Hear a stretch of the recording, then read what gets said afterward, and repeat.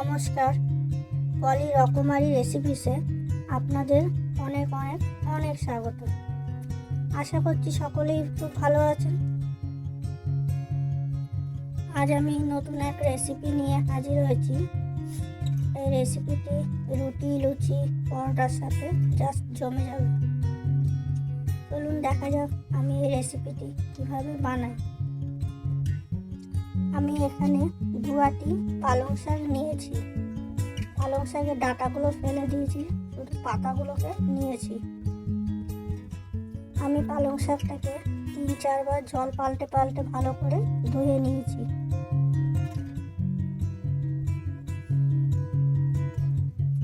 কড়াইয়ের মধ্যে আমি জল বসিয়ে দিয়েছি।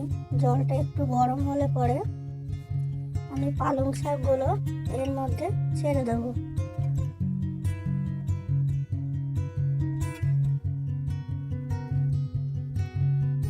পালং শাকগুলো ভালো করে আমি জলের মধ্যে ডুবিয়ে দিলাম।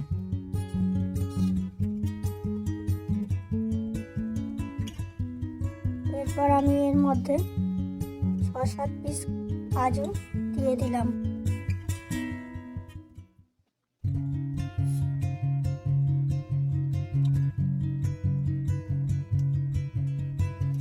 আর ঢাকা দিয়ে আমি 2 মিনিট ফুটিয়ে নেব।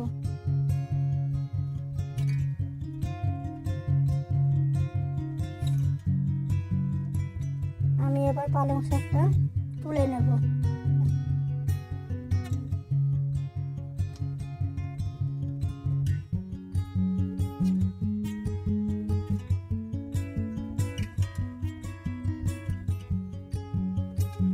তুলে নিয়েছি।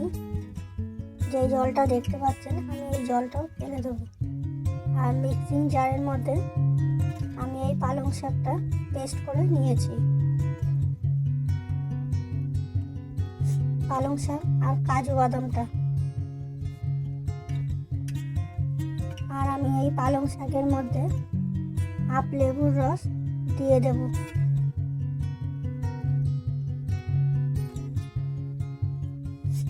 আর আমি 200 গ্রাম পনির নিয়েছি এখানে, আর ছোট ছোট করে কেটে নিয়েছি।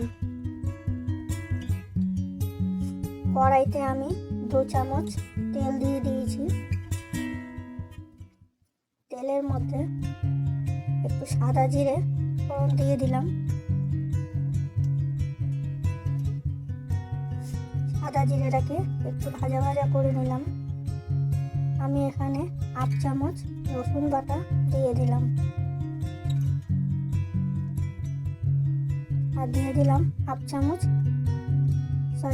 চামচ আদা বাটা।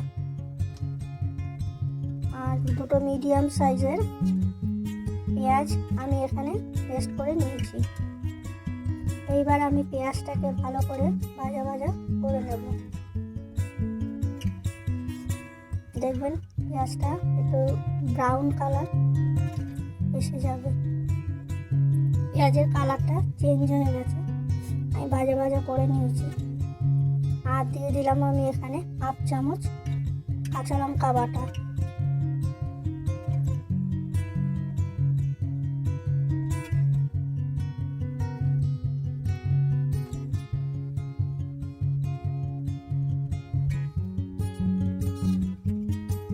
কাঁচা লঙ্কা দিয়েও আমি কিন্তু ভালো করে নেড়ে চেড়ে নিলাম।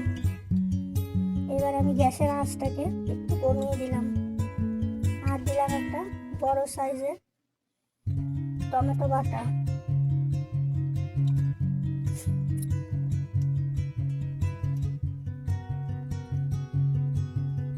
দিয়ে দিলাম 1/2 চামচ লাল লঙ্কার গুঁড়ো, 1/2 চামচ হলুদ গুঁড়ো,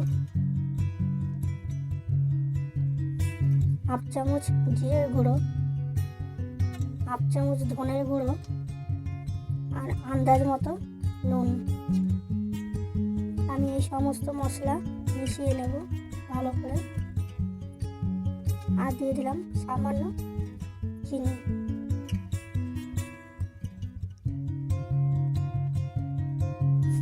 আমি কিন্তু এখানে একটু সামান্য জল মিশিয়ে দিয়েছি। এইবার আমি সব মশলাটা ভালো করে কষিয়ে নেব।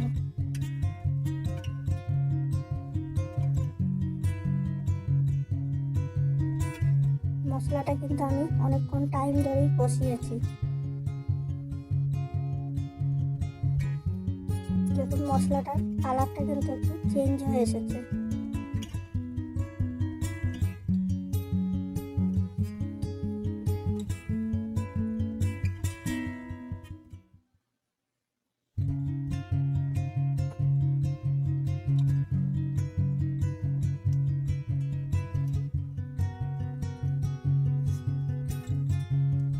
এবার আমি পালং শাকের পেস্টটা দিয়ে দিলাম। পাটির গায়ে পালং শাক লেগেছিল, তাই ধুয়ে সামান্য জল দিয়ে দিলাম। মশলার সাথে পালং শাকটা ভালো করে নেড়ে চেড়ে মিশিয়ে নিলাম।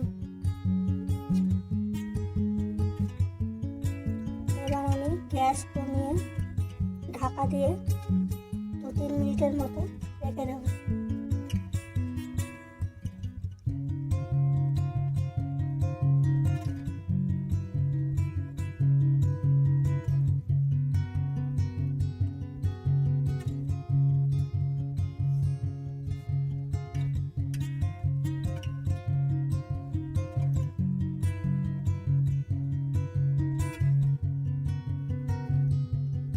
বন্ধুরা, এই রেসিপিটি আপনারা একবার বাড়িতে অবশ্যই ট্রাই করবেন।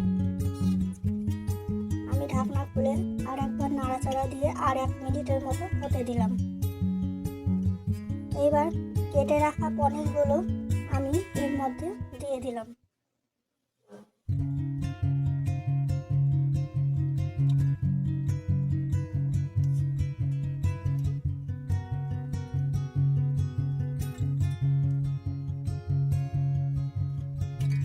এবার আমি চাপা দিয়ে 2 মিনিট রেখে দিলাম, 2-3 মিনিটের মতো। আমি গ্যাসের ফ্লেমটাকে আবারও কমিয়ে দিলাম, কমানোই ছিল।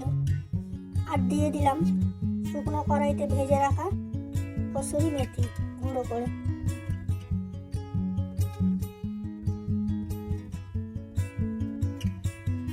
আমার পালং পনির প্রায় হয়েই এসেছে। বন্ধুরা, আমার এই রেসিপিটি যদি আপনাদের ভালো লেগে থাকে তাহলে লাইক, শেয়ার আর সাবস্ক্রাইব করতে ভুলবেন না। আর হ্যাঁ, অবশ্যই কমেন্ট করে কিন্তু জানাবেন। এবার আমি এর মধ্যে 1 চামচ বাটার দিয়ে দেবো।